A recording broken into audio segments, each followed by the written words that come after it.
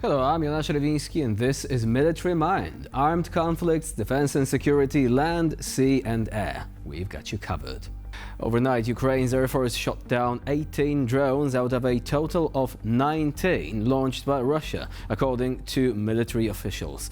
Additionally, Russian forces also fired drones at the Odessa, Mykolaiv, Dnipro, Vinnytsia and Ternopil regions. Now, luckily, no casualties were reported in these strikes. Meanwhile, one Ukrainian port worker was killed and 5 other people wounded, including foreign nationals, after a Russian missile struck a Palau-flagged ship in Ukraine's southern port of Odessa, in the second such attack in as many days. In the Kursk region, Russian forces have made some progress in the village of Lyubimovka. They have ramped up their attacks and there is now heavy fighting in the Korenevo sector. Ukraine has also been able to move further into the Glushkovo sector, mostly due to intense involvement by Russian forces in Sudzha and Korenevo sections. In the east, Russian forces have entered the outskirts of the frontline city of Toretsk, according to the Ukrainian military. The Russian advance comes less than a week after the fall of the nearby town of Vuhledar. Fighting has been noted at literally every entry point to the city, according to the Ukrainian statement published. Russia's Ministry of Defense is claiming that its forces have captured the village of Hrodivka, close to the strategically important city of Pokrovsk. Ukrainian officials, however, have not made any comments on these reports yet. In the Middle East, meanwhile, the Israel Defense Forces said they struck over 120 Hezbollah targets in southern Lebanon earlier this week.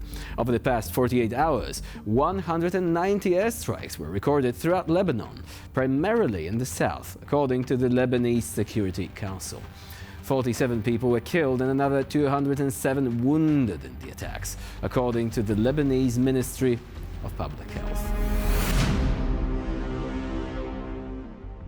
Russian war correspondents and social media channels are claiming that the Russian armed forces cleverly withdrew from the Vovchansk aggregate plant, luring the Russian volunteer corps fighting for the Ukrainians and Ukrainian military intelligence into a trap, after which they allegedly bombarded the area with glide bombs, fuel air bombs and missiles. However, here is what really happened. Those Russian soldiers who didn't emerge from the plant and surrender were eliminated by the Ukrainian assaulters and their comrades from allied units. Let's take a look now at some evidence to back up those claims.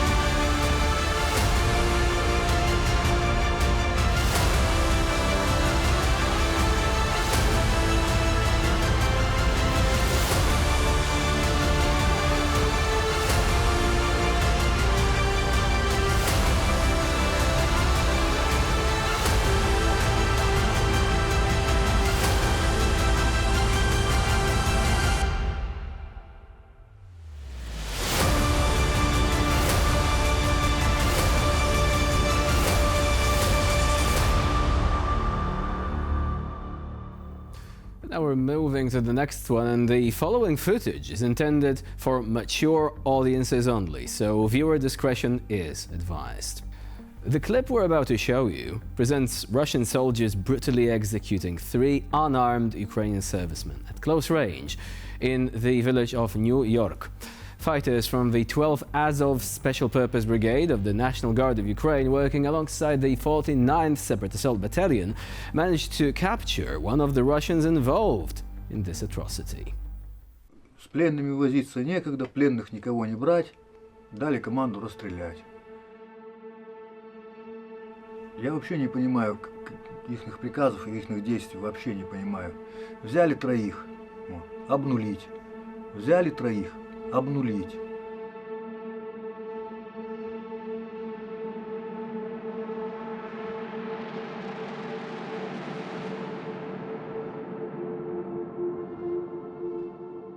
Фамилия, имя, отчество.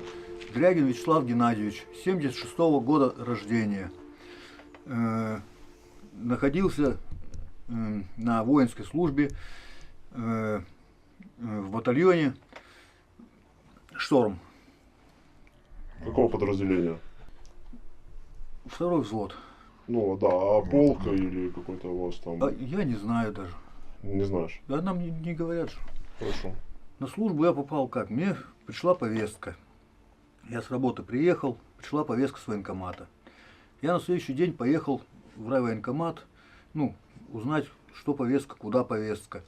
Там мне сказали, что началась частичная мобилизация, и меня забирают в армию. И что если я не пойду в армию, то значит ко мне будут применены меры уголовного воздействия. То есть тюрьма. Ну так как у меня жена, дети, внучка родилась, куда мне пришлось деваться? Пришлось ехать. Когда мы приехали в Донецкую область, нам сказали, что нас продали. А как ты в штурм попал? Не знаю, так вот отправили сразу. Сказали, теперь будете штурмовиками. Потом нам поступила команда на штурм населенного пункта Нью-Йорк. Но до этого там штурм уже долго, видать, был. Уже отправлять было некого. То есть нас отправили, последних 6 человек нас было. Все, когда мы приехали на позиции, пошли наступление, там потом мы только увидели, что там и техника наша много подбитой техники, много убитых людей наших. И до этого мы знали, что более 50 человек уже числилось пропавшими без вести. С нашего подразделения. И все, начали так продвигаться. Потом мы уже узнали, что оказывается там половина населенного пункта больше отбита полком Азов. Поэтому вообще было непонятно, зачем нас туда закинули. Потом, по мере продвижения мы штурмовали огневую точку. После того, как мы взяли эту огневую точку, к нам в плен попало 3 военнослужащих украинской армии. После того, как старший связался с командованием, ему по рации было передано, что с пленными возиться некогда, пленных никого не брать, и дали команду расстрелять, что группа сделала.